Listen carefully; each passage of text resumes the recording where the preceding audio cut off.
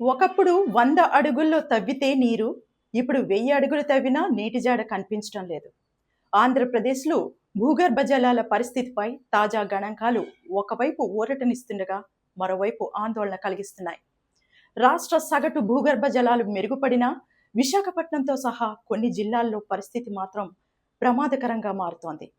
2026 మార్చి నాటికి రాష్ట్రంలో భూగర్భ జలాల సగటు స్థాయి గతేడాదితో పోలిస్తే 0.85 మీటర్లు మెరుగుపడింది. రాయలసీమలో అత్యధికంగా నీటి మట్టాలు పెరిగాయి. అయితే విశాఖపట్నం, ఏలూరు, శ్రీ సత్యసాయి జిల్లాల్లో భూగర్భ జలాలు మరింత లోతుకు వెళ్లాయి. విశాఖ నగరంలోని ఆరిలోవ, ఎండాడ, మధురవాడ ప్రాంతాల్లో భూగర్భ జలాలపై తీవ్ర ఒత్తిడి కనిపిస్తోంది. వేగంగా పెరుగుతున్న పట్టణీకరణ, అపార్ట్మెంట్లు, పరిశ్రమలు, అధిక సంఖ్యలో బోర్లు తవ్వడం ఇందుకు ప్రధాన కారణాలని నిపుణులు చెబుతున్నారు.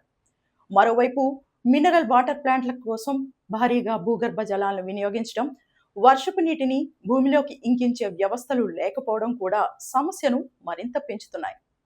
తాజా నివేదికల ప్రకారం రాష్ట్రంలోని 88.5% మండలాలు ఇప్పటికీ సేఫ్ కేటగిరీలో ఉన్నప్పటికీ కొన్ని ప్రాంతాలు ఓవర్ ఎక్స్‌ప్లాయిటెడ్, క్రిటికల్ జోన్లోకి చేరడం ఆందోళన కలిగిస్తోంది.